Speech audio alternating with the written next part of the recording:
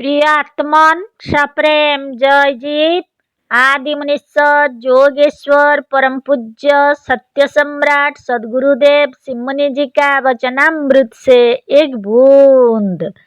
आत्मबल और उसकी चिकित्सा। वास्तव में एक ही तत्व है, पर लोग इसका तीन भेद करते हैं, ईश्वर, जीव और संसार। यदि भेद ही किया जाता है तो हम एक का 5 भाग या भेद करते हैं। परम ब्रह्म, ब्रह्म, जीव, ईश्वर और संसार। हाड़, मांस और चर्म अर्थात शरीर के जड़ भाग की गणना संसार ही में है।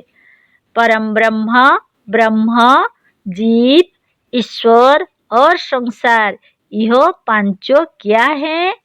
कैसे यह पांचों एक हैं और कैसे 5 हैं? यह एक बहुत ही कठिन और गूढ़ प्रश्न है। गणित का जब कोई गूढ़ और जटिल और कठिन प्रश्न गणितज्ञ सामने आता है तो उसे लगाने के लिए पहले गणितज्ञ एक बहुत छोटा सा वैसा ही प्रश्न बना लेता है और इस छोटे प्रश्नों को लगाकर उसी नियम और विधि से गूढ़ प्रश्न का भी उत्तर निकाल लेता है। यही बात इस प्रश्न में भी है। जीव, ईश्वर और संसार आदि का प्रश्न बहुत ही गूढ़, जटिल और कठिन है, पर इसे भी लगा लेना असंभव नहीं है। इसको भी लगाने का ही नियम है। किसी छोटे रूप में इस अखिल विश्व ब्रह्मांड को समझने का यत्न करना होगा। ब्रह्मांड का छोटा रूप हमारा शरीर है। मनुष्य यदि अपने को जान ले तो इस 5 से पूर्ण अखिल विश्व ब्रह्मांड को समझ लेगा। महात्मा ईसा ने भी कहा है कि आप पहले अपने आप को जानो। वेद, वेदांत और हिंदुओं के धर्म ग्रंथों में तो इसकी बहुत बड़ी महिमा है। आत्मा बारे श्रोतव्यो मंतव्यो निधिध्यासितव्य।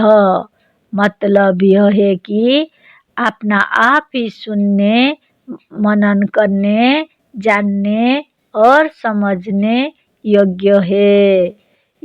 इसी अपने को जानकर सब कुछ जाना जा सकता है।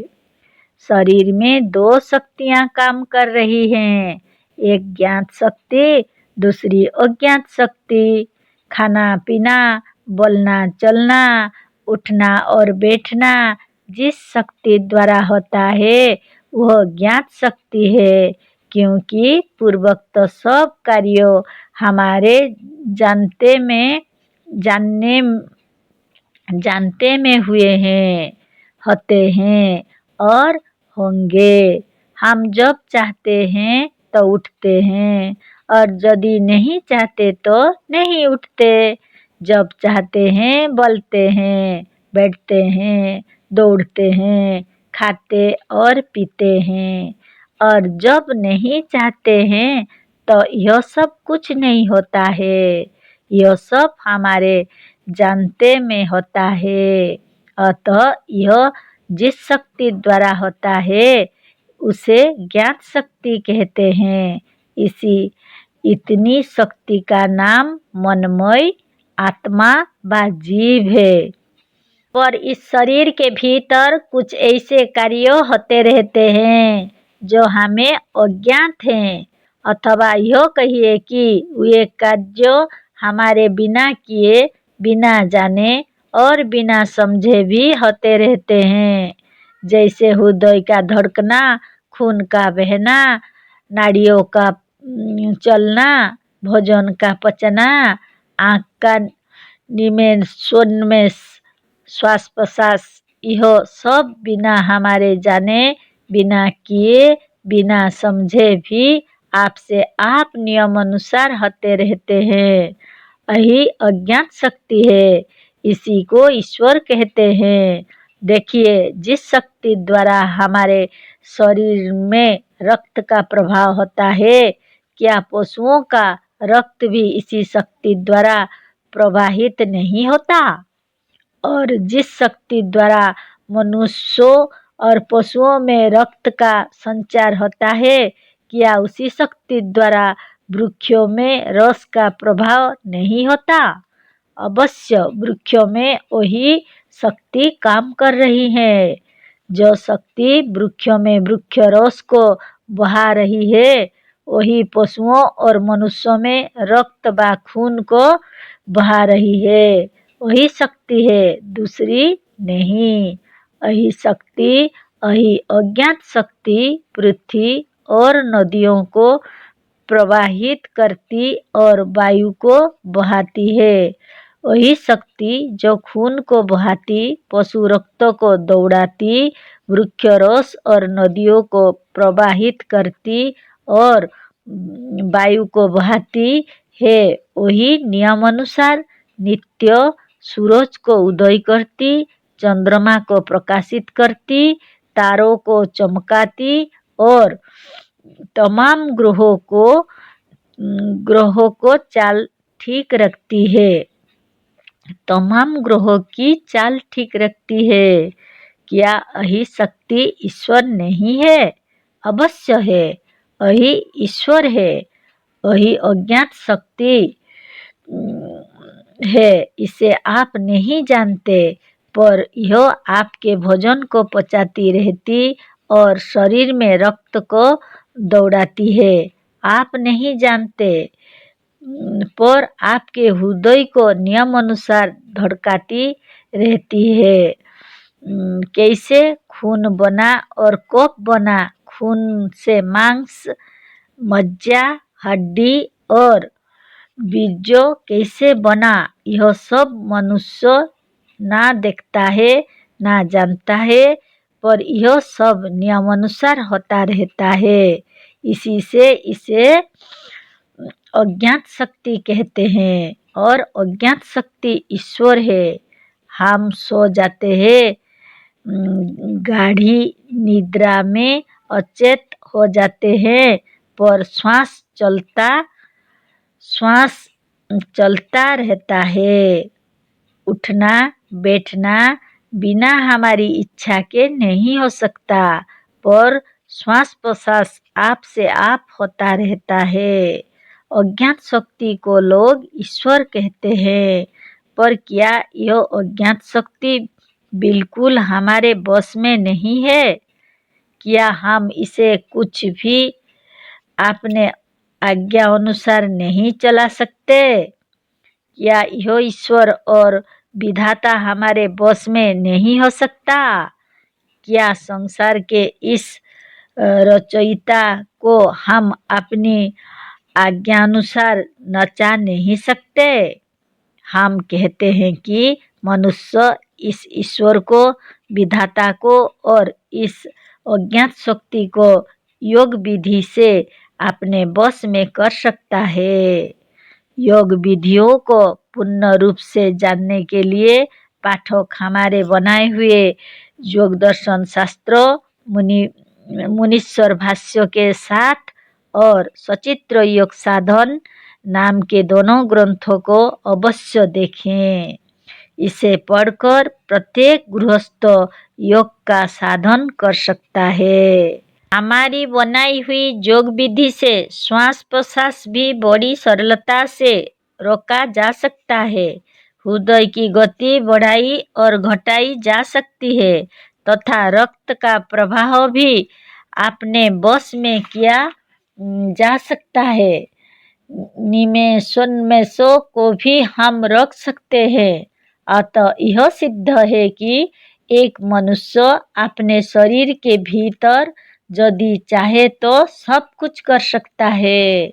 अपने शरीर के भीतर वह इस अज्ञात शक्ति और ईश्वर को भी बस में करके नचा सकता है और वह अपने आज्ञानुसार काम ले सकता है।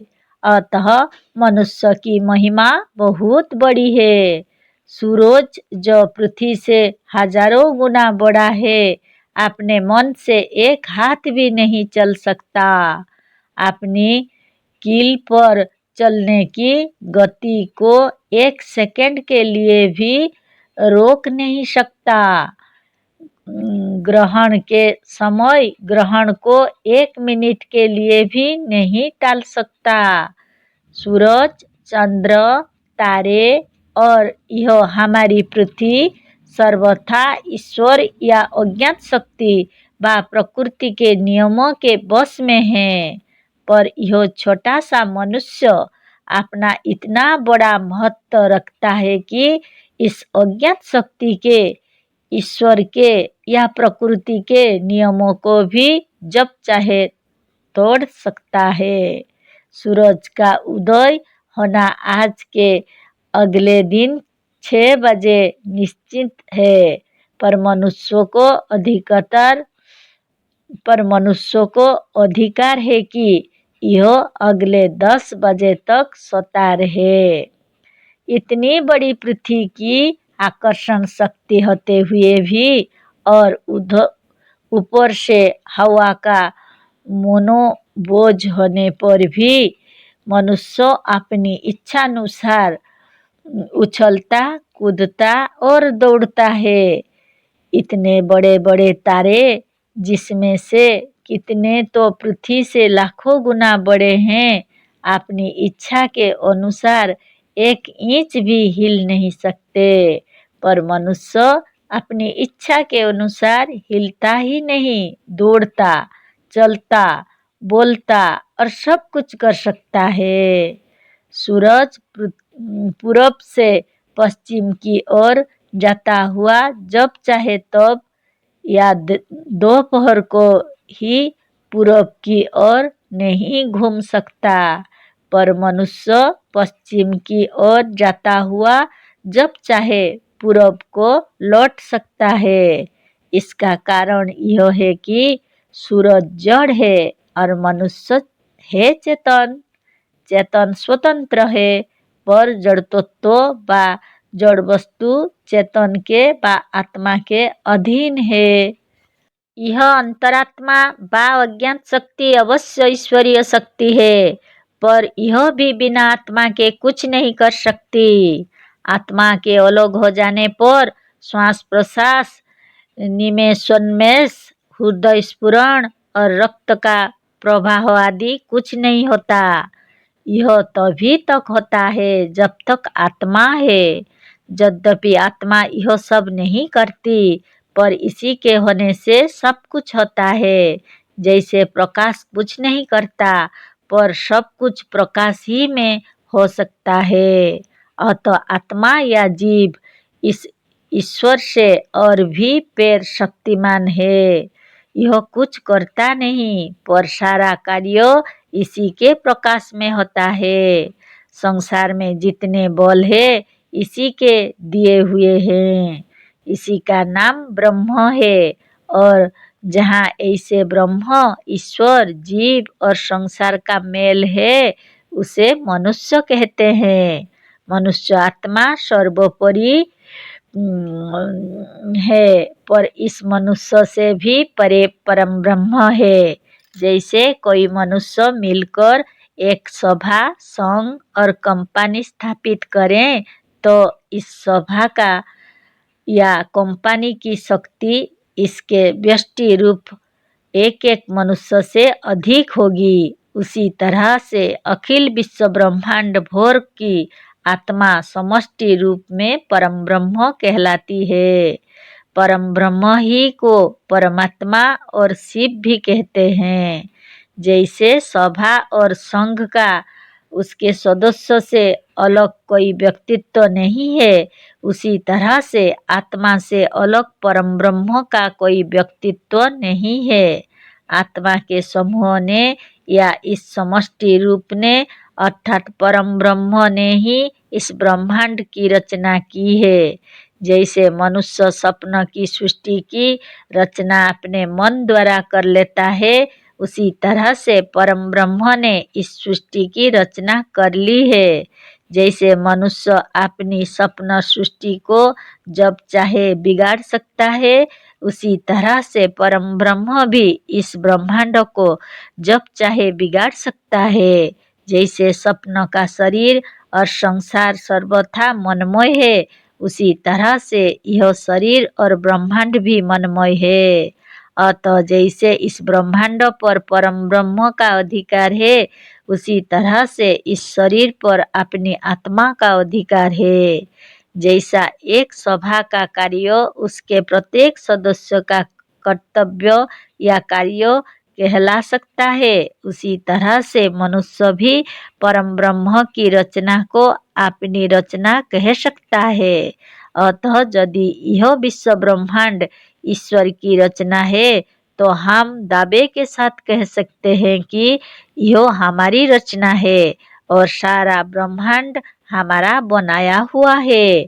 जैसे किसी कंपनी, सभा और पार्लियामेंट का कोई नियम बिना उसके सदस्यों के बहुमत के नहीं बनता, उसी तरह से संसार का कोई नियम समस्त जीवों के बहुमत के नहीं बना है। जैसे सभा का एक सदस्य कह सकता है कि सभा का प्रत्येक नियम हमारा बनाया हुआ है, उसी तरह से प्रत्येक मनुष्य कह सकता है कि प्रकृति व संसार का प्रत्येक नियम हमारा ही बनाया हुआ है। जैसे हिंदू सभा का प्रत्येक सदस्य हिंदू है, उसी तरह से ब्रह्म की सृष्टि के भीतर प्रत्येक मनुष्य ब्रह्म है। ऊपर की बातों को पाठकों ने पढ़ लिया, इस सिद्धांतों को भी समझ लिया। सच्ची बात यह है कि यह सारा संसार हमारा बनाया हुआ है, अतः इसमें कोई ऐसी वस्तु नहीं बनी है जो हमें हानि पहुंचा सके। हम स्वयं अपने लिए रोग, दोष और पाप को नहीं बना सकते। रोगों का संसार में अस्तित्व ही नहीं है, यह बने ही नहीं, इनकी सृष्टि ही नहीं हुई। यदि तुम अपने को ईश्वर का पुत्र मानते हो, तब भी सोचो तो क्या कोई पिता जिस घर में अपने पुत्रों को रखता, उसी में वही बनाकर या लाकर बहुत से सांप, बिच्छू और हैजा, प्लेग और टीबी के कीटाणुओं को भी रख देगा? नहीं, कभी नहीं, यह नहीं हो सकता। अतः डरना छोड़कर निर्भय हो जाओ। रोगों को सृष्टिकर्ता ने बनाया ही नहीं। रोग क्या है? रोग तो तुम्हारी ही झूठी कल्पनाएं हैं। रोग तुम्हारा भ्रम है। रोग तो वास्तव में बने ही नहीं। तुम्हारे शरीर में रोग नहीं है, तुम रोगी नहीं हो। तुम तो वह परम ब्रह्म और परमात्मा हो जिसे रोग छू नहीं सकता। रोग की भावना को अपने मस्तिष्क से निकाल दो। रोग का अस्तित्व स्वीकार करके ही तुम रोगी बने हो। भावना करो कि अब से हमारे शरीर के भीतर कोई रोग नहीं है, और जो हमारी भावना की गलती से हो गया था वह बड़े वेग से अच्छा हो रहा है। अपनी अज्ञात शक्ति को आज्ञा दो कि इसे शीघ्र ठीक कर दे। जैसे राजा अपने मंत्री को आज्ञा देता है, उसी तरह से तुम अज्ञात शक्ति को आज्ञा दो, वह सब ठीक कर देगी और तुम शीघ्र निरोग, बलवान, सुंदर, युवा और स्वस्थ हो जाओगे। जय जीव।